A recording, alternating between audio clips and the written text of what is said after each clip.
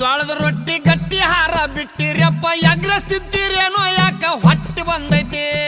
ರಾಗಿ ಮುದ್ದೆ ಜೋಳದ ರೊಟ್ಟಿ ಗಟ್ಟಿ ಹಾರ ಬಿಟ್ಟಿರಪ್ಪ ಎಗ್ರಸ್ತಿದ್ದೀರೇನೋ ಯಾಕ ಹೊಟ್ಟಿ ಬಂದೈತಿ ಕಾಲ್ ಕೆಟ್ಟೈತಂತ ನೀವು ಕಟ್ಟಿ ಮೇಲೆ ಮಾತಾಡ್ತೀರಿ